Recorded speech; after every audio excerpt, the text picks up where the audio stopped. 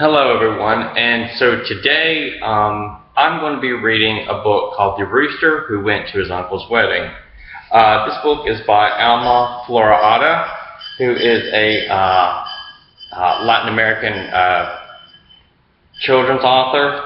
This book is very rich as far as being a Latin American folk tale. It is pretty classic as far as a tale in many Spanish-speaking countries, and it really blends the tropical hues of Cuba with the different costumes and the vibrant colors and the different architectural references to other Spanish-speaking countries. I think this is a great book for any group, especially though ones who are heavily Hispanic or Latino, but it also celebrates diversity and different traditions and customs that we in the United States may not have. So again, this book is called The Rooster Who Went to His Uncle's Wedding by Alma Florada.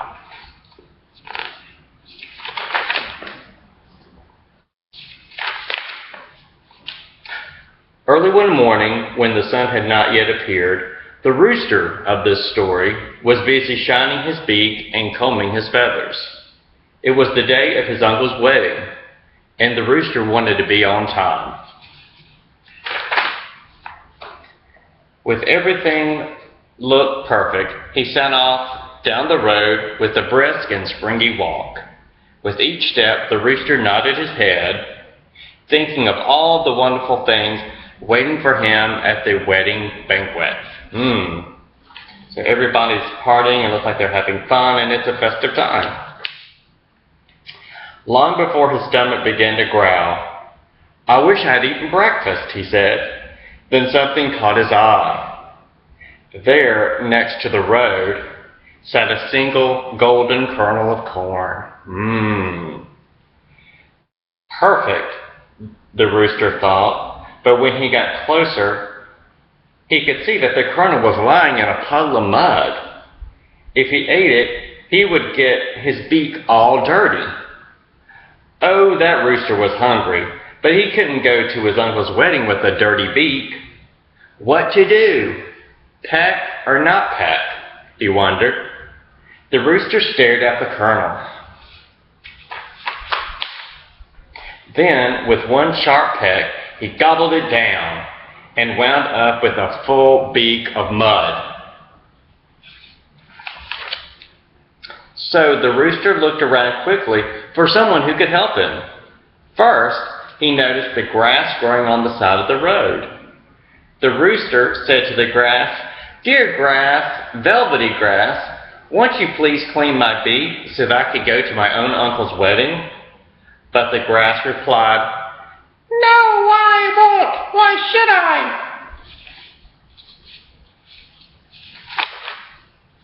The rooster looked around to see if there was anyone else who could help him.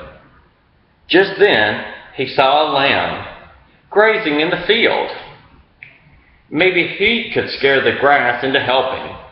So he asked the lamb, "Dear lamb, woolly lamb, please eat the grass that won't clean my beak, so that I could go to my own uncle's wedding." But the lamb replied, "No, I won't. Why should I?" The rooster strutted back and forth in dismay. But then he saw a dog walking on the road. So he asked the dog, "Dear dog, fierce dog, please bite the lamb that won't eat the grass, that won't clean my beak, so that I could go to my own uncle's wedding." But the dog answered, "No, I won't. Why should I?" Ruff.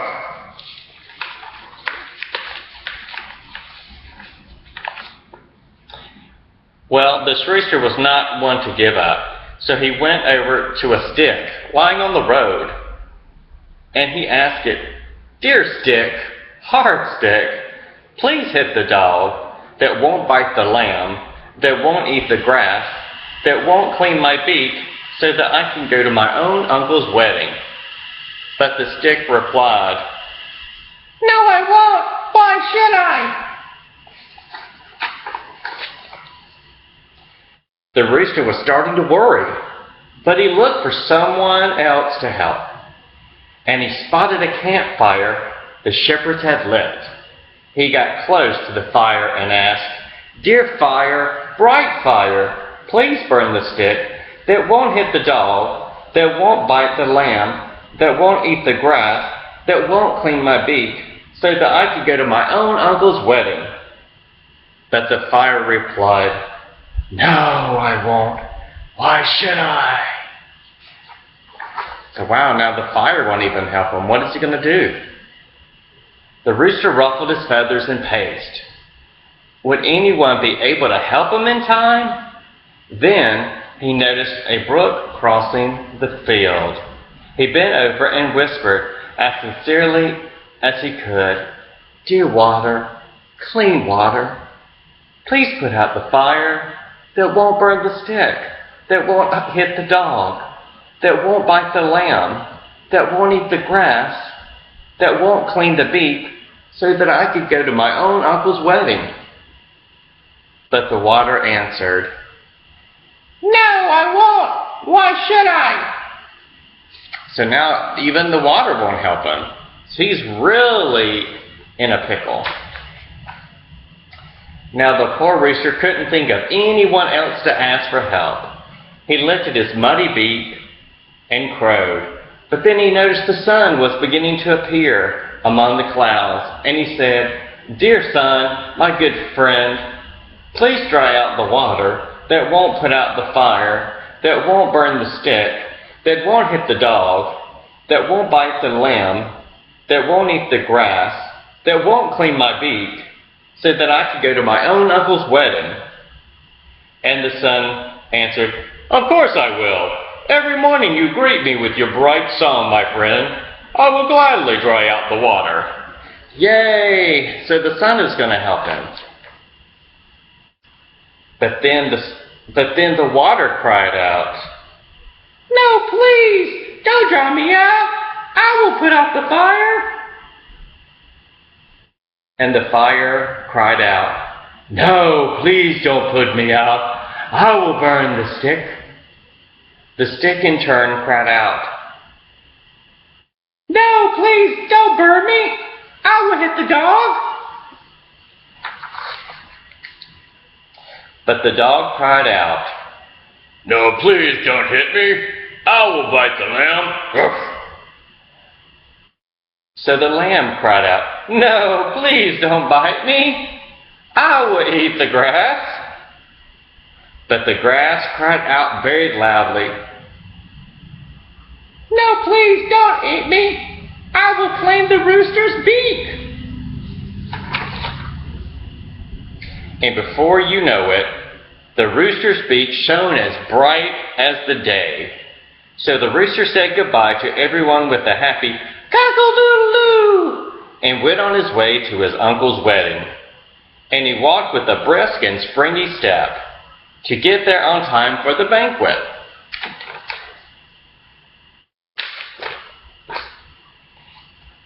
The end. So he made it to the banquet, and he got to be with his family and friends here. Again, this is a great book. I think this is fun, it's festive, it's colorful, and again, it celebrates different cultural traditions of many of those in Spanish-speaking countries. This is a great book to read, okay? Have a good one.